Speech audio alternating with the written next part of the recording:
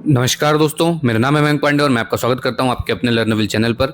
दोस्तों, आज हम 28 नवंबर 2021 के जो यूपी टेट का निरस्त पेपर था उसके सीडीपी के सभी 30 क्वेश्चंस का विस्तृत विश्लेषण करेंगे। तो आइए इस सेशन को शुरू करते हैं। हमारा पहला प्रश्न है, कौन सा थॉर्नडाइक द्वारा दिया गया अधिगम का मुख्य नियम नहीं है? तो मेरी बात बहुत ध्यान से सुनिएगा। थॉर्नडाइक द्वारा दिया गया अधिगम का मुख्य नियम नहीं है, ये पूछा है। मतलब कि ये सारे ही नियम थॉर्नडाइक ने दिए थे, लेकिन इसमें से कौन सा उन्होंने नहीं दिया था। तो थॉर्नडाइक ने 2 नियम दिए थे, 3 नियम मुख्य दिए थे।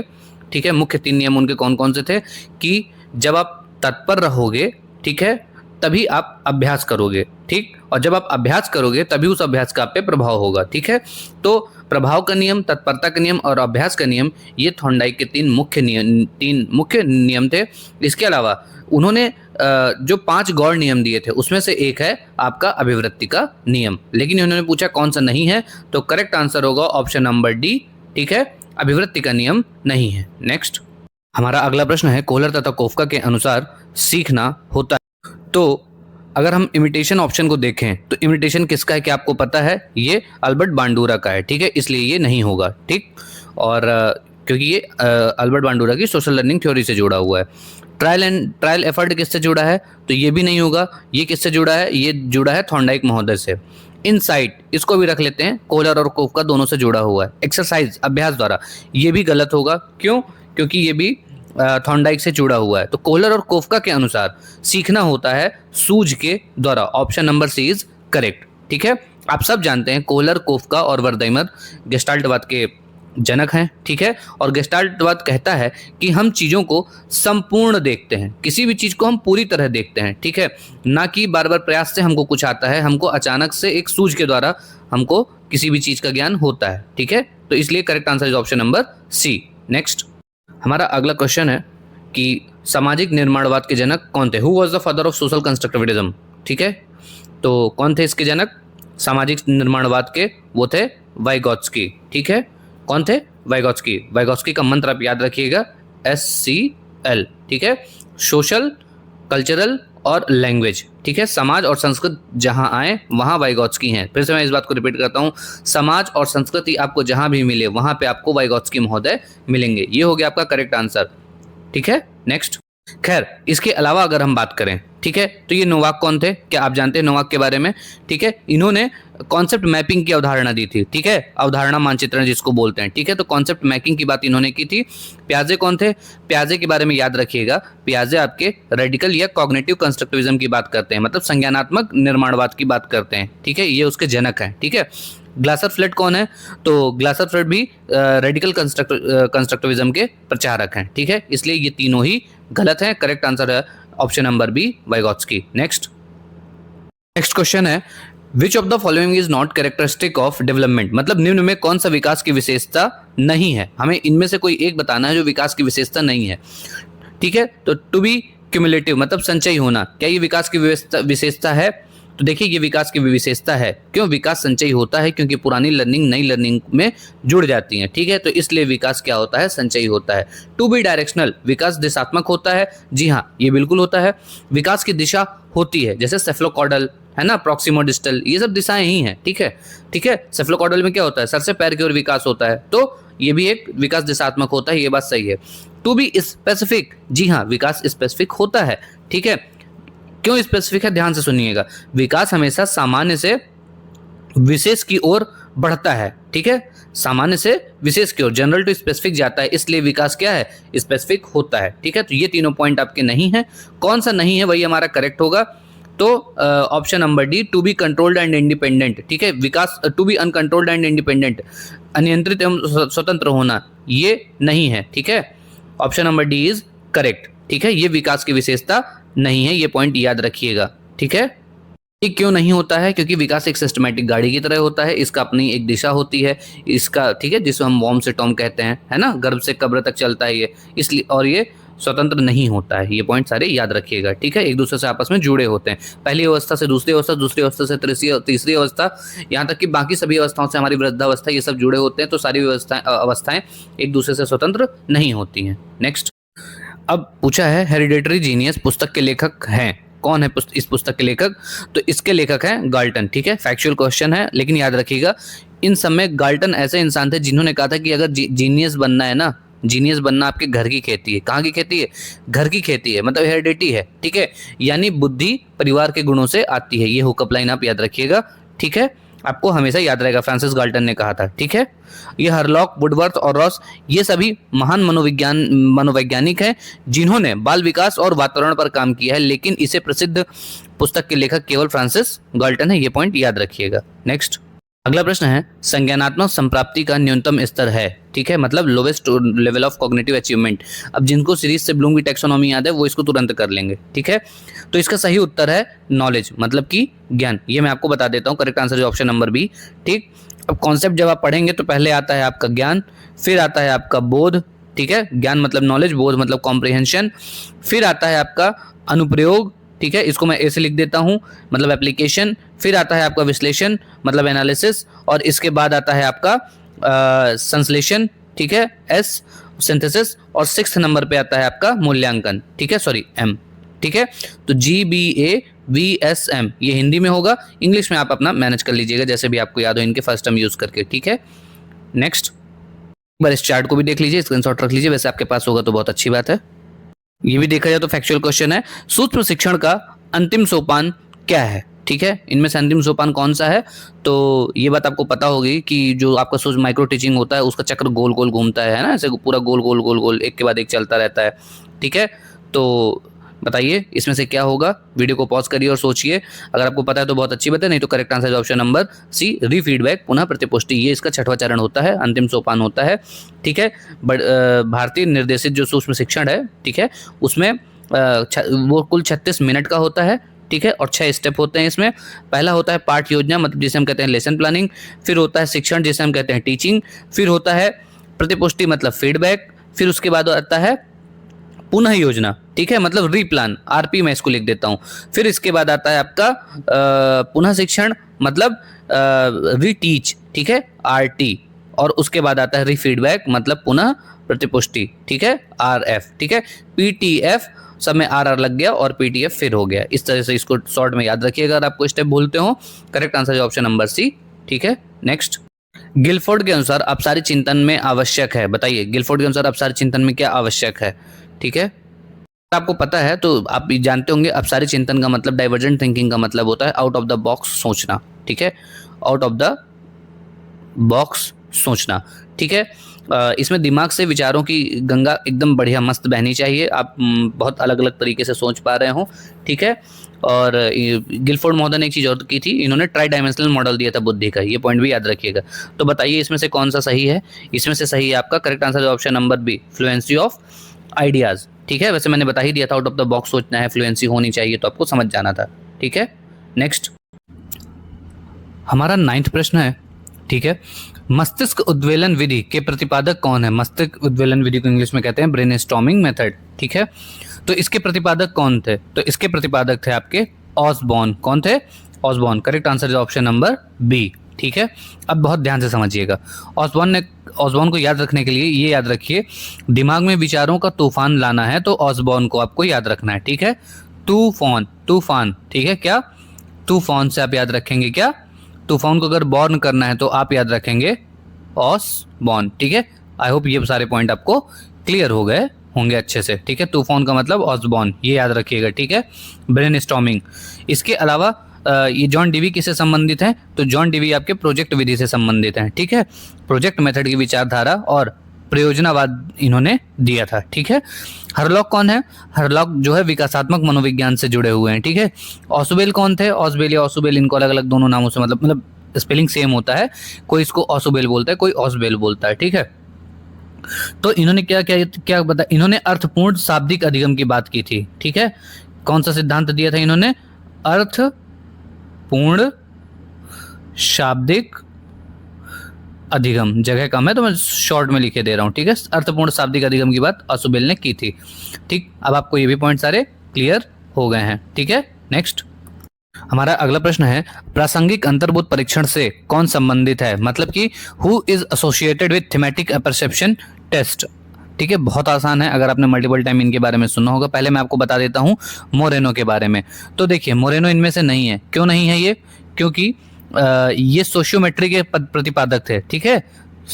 सामाजिक समिति के उदाहरण के प्रतिपादक थे, सोशियोमेट्री कॉन्सेप्ट के विधि के प्रतिपादक थे J.L. मोरेनो, ठीक है। तो इसलिए ये यहाँ पे नहीं होंगे, ये ऑप्शन गलत है। इसके बाद C.D. मॉर्गन और H.A. मुरे, ठीक है, या फिर C, both A and B, तो both A and B is correct, ठीक है। अब ये क्यों करेक्ट है? अगर आपने पढ़ा होगा इसके बारे में तो आपको पता होगा कि ये जो थीमेटिक परसेप्शन टेस्ट था ये एक प्रोजेक्टिव टेक्निक है और इसके प्रतिपादक स्वयं हेनरी मरे और C.D. मॉर्गन थे, ठीक है। इन्होंने क्या किया था, हार्वर्ड यूनिवर्सिटी में इसका प्रतिपादन किया था। इसमें 31 कार्ड्स होते हैं। इन 31 कार्ड्स में एक कार्ड होता है जो ब्लैंक होता है, खाली होता है, और 30 कार्ड चित्रों वाले होते हैं, ठीक है। उसकी मदद से व्यक्ति के अंदर छुपे विचारों या भावनाओं का मापन किया जाता है। नेक्स्ट प्रश्न है, सृजनात्मक चिंतन की प्रथम अवस्था कहलाती है, ठीक है। अब किसी चीज की पहली अवस्था क्या कहलाएगी? आमतौर पे या तो आप उसमें कुछ जान रहे होगे या कोई योजना बना रहे होगे, ठीक है। तो सृजनात्मक चिंतन की प्रथम अवस्था कहलाती है, correct answer is option number A, preparation, ठीक है। क्रिएटिविटी के 4 स्टेप होते हैं, ठीक है। मतलब सृजनात्मक चिंतन के मुख्य 4 चरण होते हैं। इन चरणों में पहला चरण है आपका प्रिपरेशन, ठीक है। और पहले आप प्रिपरेशन करते हैं, ठीक है, ये हो गया पी।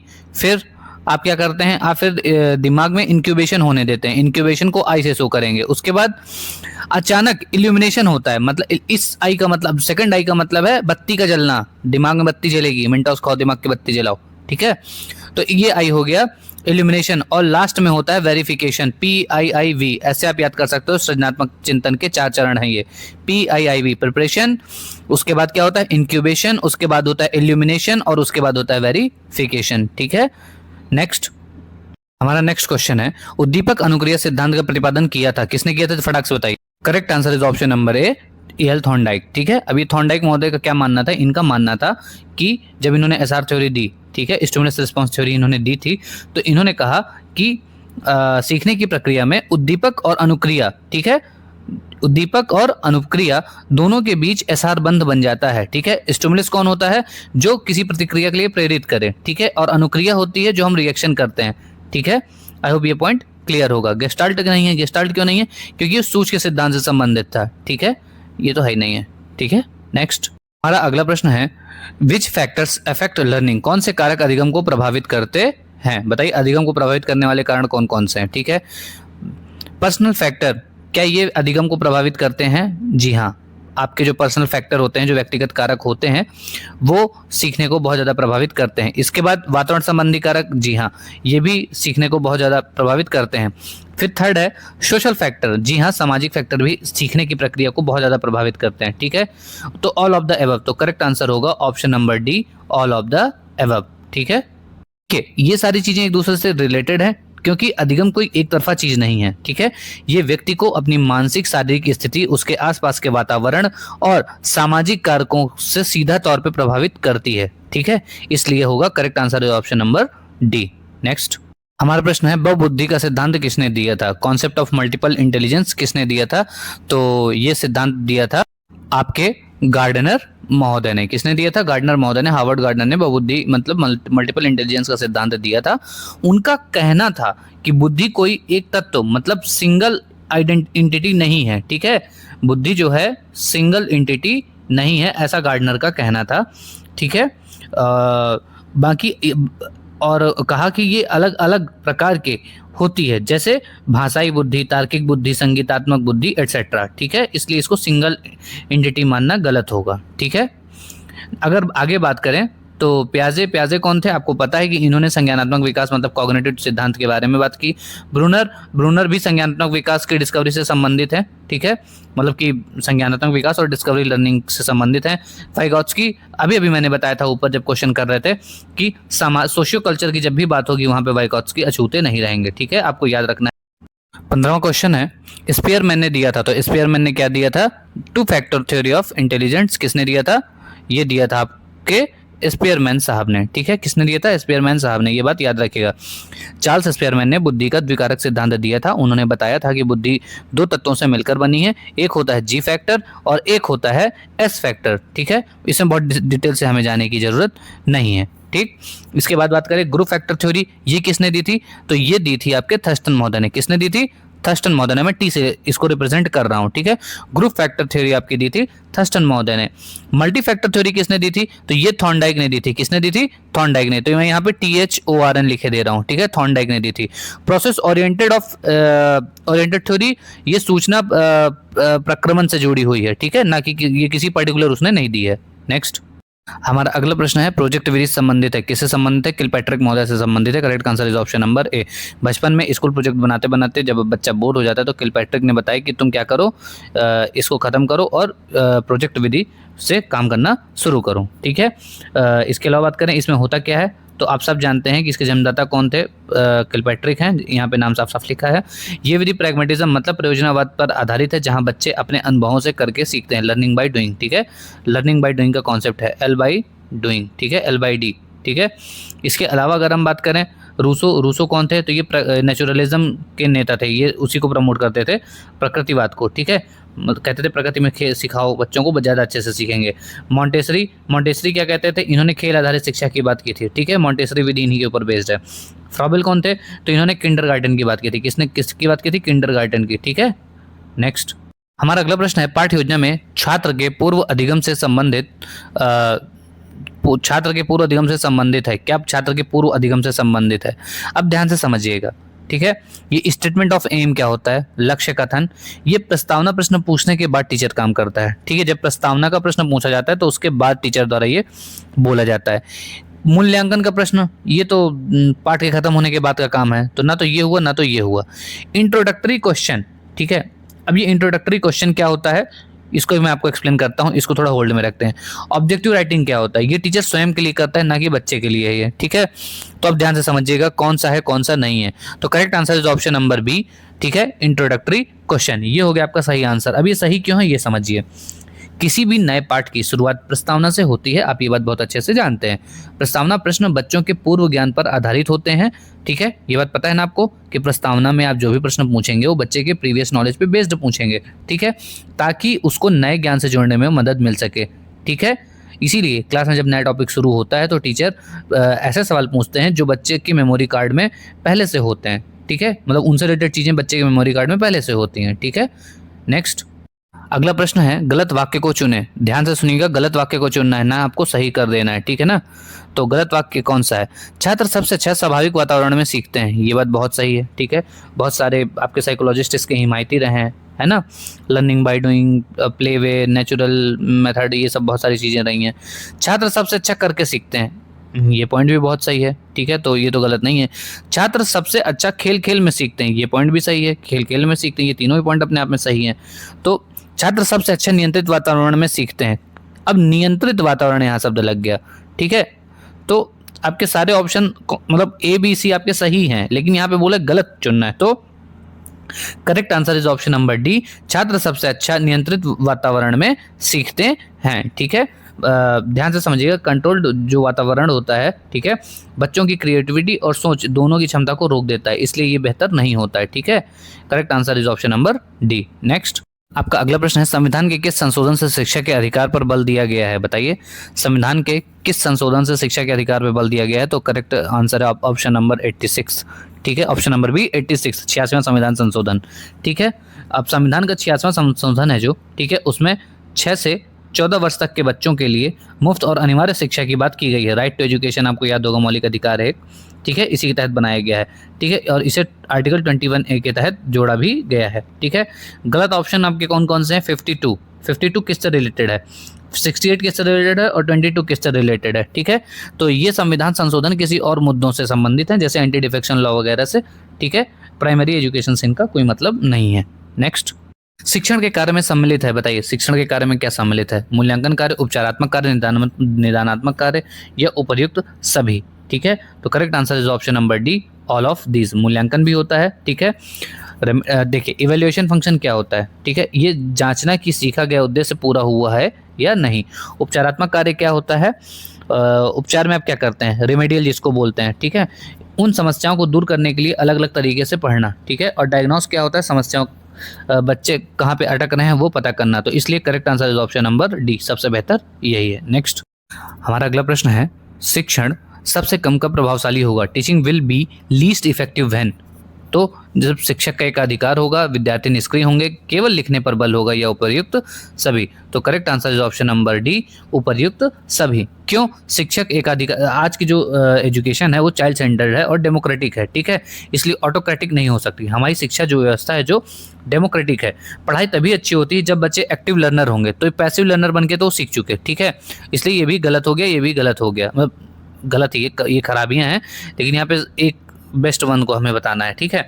और अगर टीचर डिक्टेटर बन जाएगा, मतलब ऑटोक्रेसी हो जाएगी, तो बच्चे चुपचाप बैठे रहेंगे, ठीक है, और सिर्फ रटने या लिखने पे ही फोकस करेंगे, तो केवल लिखने भर से भी ज्ञान की प्राप्ति नहीं हो सकती। इसलिए इन तीनों कारणों की वजह से शिक्षण सबसे कम प्रभावशाली होता है। नेक्स्ट, अगला प्रश्न है, theory of transformational grammar was given by, भाषा रूपांतरण सिद्धांत दिया था किसने? ग्रामर फॉर्मेशनल ग्रामर का जो ट्रांसफॉर्मेशनल सॉरी किसने ट्रांसफॉर्मेशनल ग्रामर सिद्धांत को दिया था? ये मेन बात कही है, ठीक है, तो इसे याद रखिएगा। इसके लिए बहुत अच्छा तरीका बता रहा हूँ, भाषा का चश्मा, ठीक है।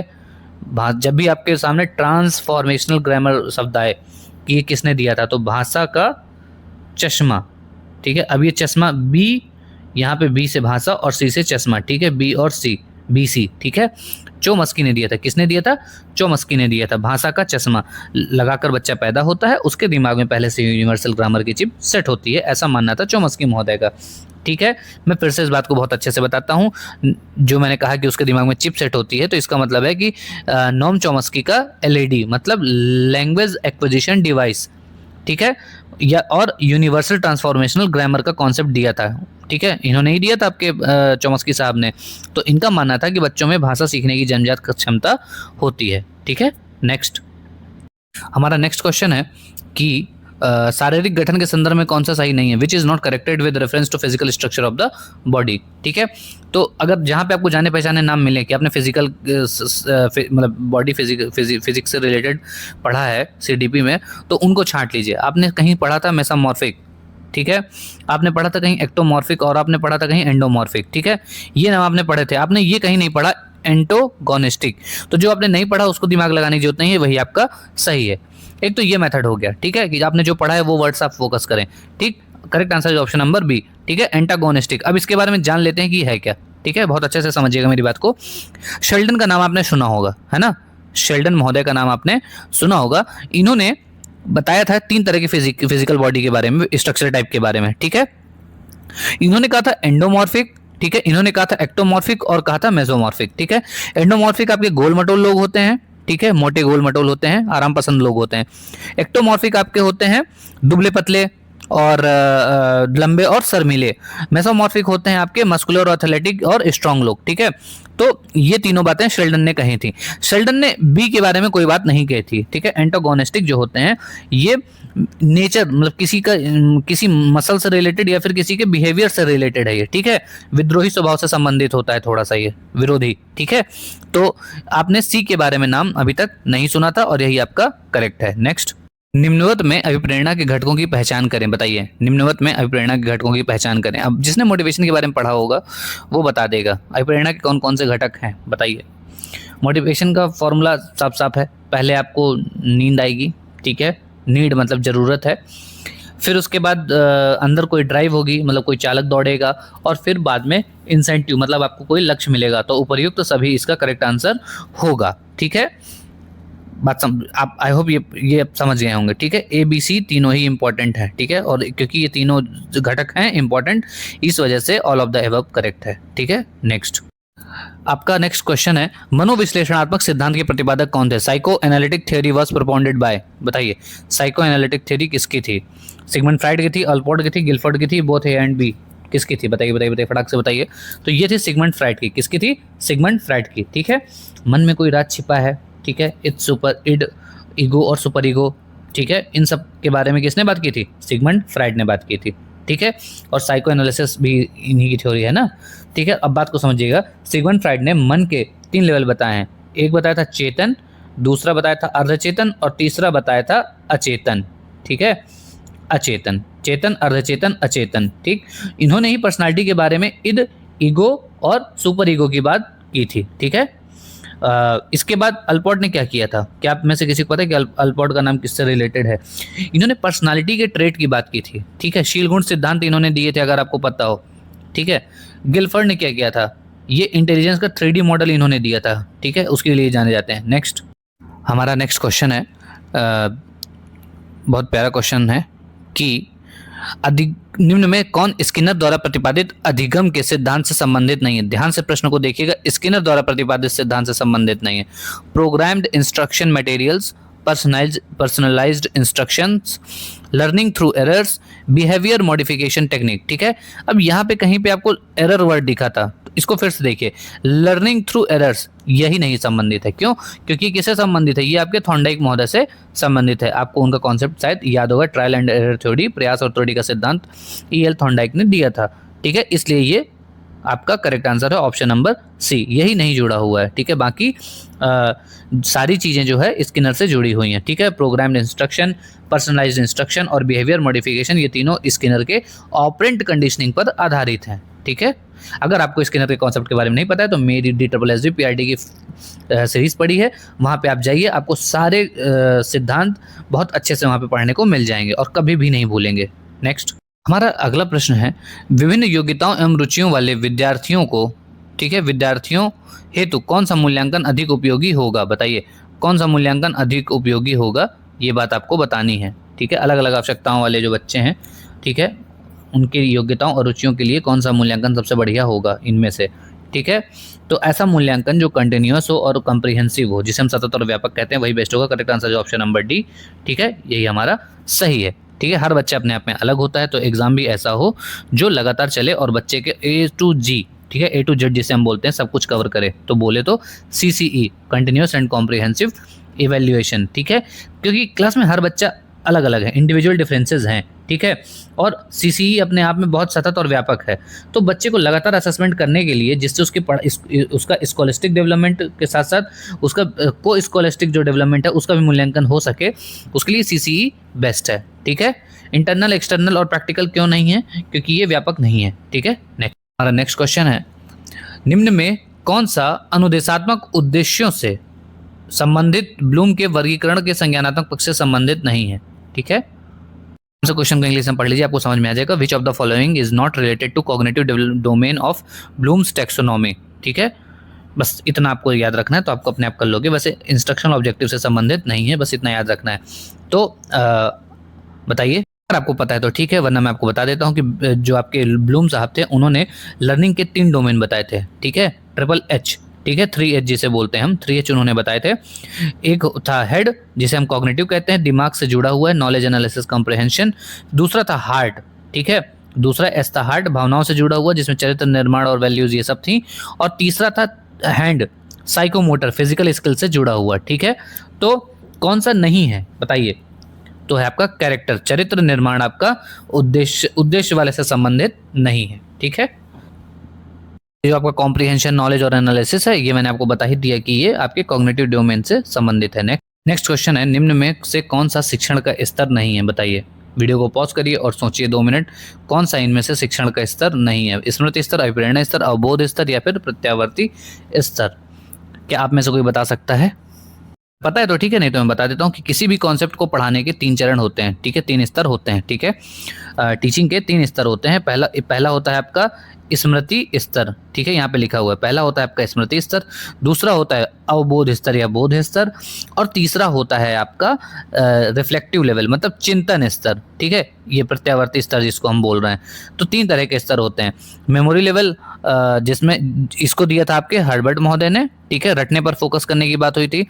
अंडरस्टैंडिंग लेवल, ये मॉरिसन ने दिया था, और जो रिफ्लेक्टिव लेवल है वो हंड ने दिया था, ठीक है, प्रॉब्लम सॉल्विंग पर फोकस होता है। तो कौन सा नहीं है? तो इनमें से कौन सा नहीं है ये पूछा है, तो correct answer is option number B, motivational level, ठीक है। मोटिवेशनल लेवल गलत है। मोटिवेशन एक मनोविज्ञान टूल है जो टीचिंग का नहीं है, ठीक है। नेक्स्ट, आज का हमारा लास्ट प्रश्न है, विकास के मनोसामाजिक सिद्धांत का प्रतिपादन किया था, किसने किया था विकास के मनोसामाजिक विज्ञान का प्रतिपादक? तो अगर आपको नाम पता है तो ठीक है, चलिए पहले ऑप्शन को देख लेते हैं। थॉर्नडाइक ने क्या किया था? थॉर्नडाइक का याद है आपको? थॉर्नडाइक महोदय ने क्या किया था? थॉर्नडाइक महोदय ने ट्रायल एंड एरर थ्योरी की बात की थी, ये कहें SR थ्योरी की बात की थी, ठीक है। स्किनर ने क्या किया था? स्किनर ने ऑपरेंट कंडीशनिंग की बात की थी, ठीक है, उसी में लिख दे रहा हूँ यहाँ पे।